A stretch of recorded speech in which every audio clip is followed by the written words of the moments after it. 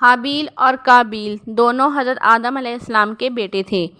ان میں سے بڑا قابیل کھیتی باڑی کیا کرتا تھا اور مزاج کے اعتبار سے تیز اور برائی کی جانب راغب تھا۔ اس کے برعکس چھوٹا بھائی حابیل نیک صفت اور اصول پسند شخص تھا۔ اس کا پیشہ بھیڑ بکریاں چرانا تھا۔ جب حضرت آدم علیہ السلام اور حضرت حوا علیہ السلام دنیا میں آئے تو ان کے ذریعے نسل انسانی کا سلسلہ شروع ہوا۔ اس وقت ان کے ہاں 2 بچے پیدا ہوتے، جن میں ایک لڑکا اور ایک لڑکی ہوتی۔ اللہ تعالیٰ کی طرف سے حکم تھا کہ جو 2 بچے اکٹھے پیدا ہوں گے وہ بہن بھائی تصور ہوں گے، جبکہ دوبارہ ہونے والے بچوں سے نکاح جائز ہوگا۔ اس طرح جب قابیل کے ساتھ جو لڑکی پیدا ہوئی وہ حسین و جمیل تھی، اور دوسرے لڑکے حابیل کے ساتھ پیدا ہونے والی لڑکی عام سی شکل صورت کی تھی۔ جب نکاح کا وقت آیا تو حسب ضابطہ حابیل کے ساتھ پیدا ہونے والی لڑکی قابیل کے حصے میں آئی۔ اس پر قابیل ناراض ہو کر حابیل کا دشمن ہو گیا اور اس پر اصرار کرنے لگا کہ میرے ساتھ جو لڑکی پیدا ہوئی ہے وہی میرے نکاح میں دی جائے گی۔ حضرت آدم علیہ السلام جانتے تھے کہ حابیل حق پر ہے۔ انہوں نے قابیل کو بہت سمجھایا لیکن وہ نہ سمجھا، اور نتیجہ یہ ہوا کہ قابیل حابیل سے حسد کا شکار ہو گیا۔ حضرت آدم علیہ السلام نے اس تنازع کو حل کرنے کے لیے حابیل اور قابیل سے کہا کہ وہ دونوں اللہ کی بارگاہ میں قربانی پیش کریں۔ جو اس معاملے میں حق پر ہوگا اللہ تعالیٰ اس کی قربانی قبول فرما لے گا۔ اس طرح قابیل کی بہن کا نکاح اس سے کر دیا جائے گا۔ حابیل یوں بھی نیک سیرت اور اللہ تعالیٰ سے ڈرنے والا انسان تھا۔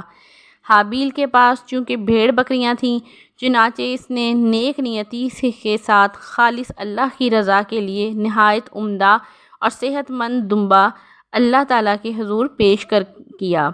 دوسری جانب قابیل چونکہ کاشتکاری کیا کرتا تھا، اس لیے اس نے بے دلی اور بے رغبتی سے ناقص اور ردی قسم کی کچھ زرعی پیداوار قربانی کے لیے پیش کی۔ چنانچہ اس طرح دونوں بھائیوں نے اللہ کی راہ میں اپنی طرف سے قربانی پیش کی۔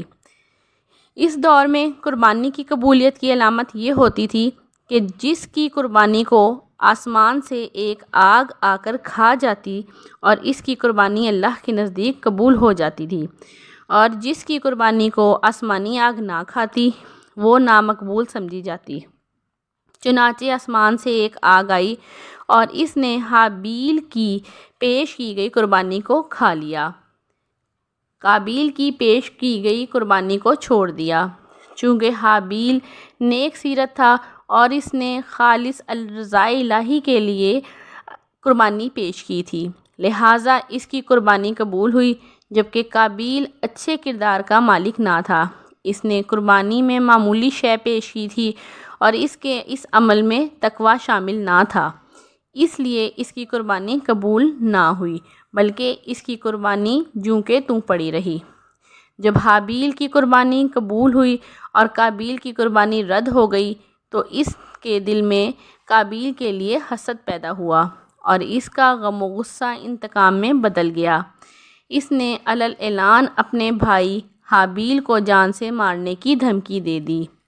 قتل کی دھمکی سن کر حابیل نے قابیل کو جواب دیا کہ اگر تمہاری قربانی قبول نہیں ہوئی تو میرا اس میں کیا قصور ہے؟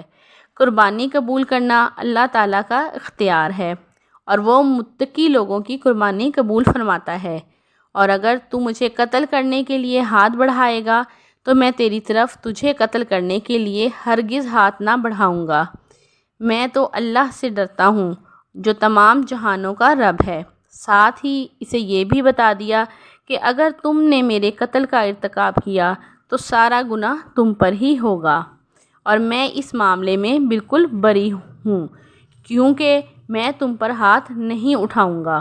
بہرحال حابیل نے اس سارے معاملے میں صبر و تحمل سے کام لیا اور اللہ تعالیٰ کا خوف دل میں قائم رکھا۔ قابیل نے اپنے بھائی کی باتیں سنی تو کچھ وقت ان پر غور کرتا رہا، لیکن بالآخر اس کے نفس اور شیطان نے سبز بات دکھا کر اسے اس بات پر آمادہ کر ہی لیا کہ وہ اپنے بھائی کا قصہ تمام کر دے اور اپنی حسد کی آگ کو ٹھنڈا کرے۔ پھر ایک دن موقع پا کر اس نے اپنے بھائی حابیل کو قتل کر دیا۔ حابیل اور قابیل کے قصے سے ہمیں یہ سبق ملتا ہے کہ کسی انسانی جان کا قتل بہت بڑا جرم ہے۔ اس میں اللہ تعالیٰ کی شدید نافرمانی اور ناراضگی ہے۔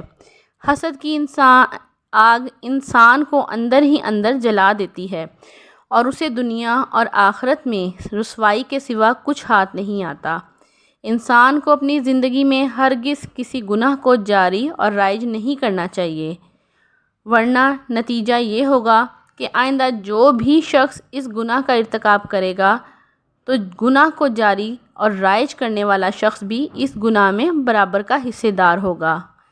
جیسا کہ ایک حدیث شریف میں بھی عذاب اور ثواب کا یہی قانون بیان کیا گیا ہے کہ جس نے اسلام کو کوئی اچھا طریقہ رائج کیا پھر اس کے بعد اس پر عمل کیا گیا تو اس کے لیے اس عمل کرنے والوں کے برابر ثواب لکھا جائے گا اور اس کے ثواب میں سے کچھ کمی نہ کی جائے گی، اور جس نے اسلام میں کوئی برا طریقہ رائج کیا اور پھر اس پر عمل کیا گیا تو اس عمل کرنے والے کے گناہ کے برابر گناہ کا بوجھ لکھ دیا جائے گا اور عمل کرنے والوں کے گناہوں میں کوئی کمی نہ کی جائے گی۔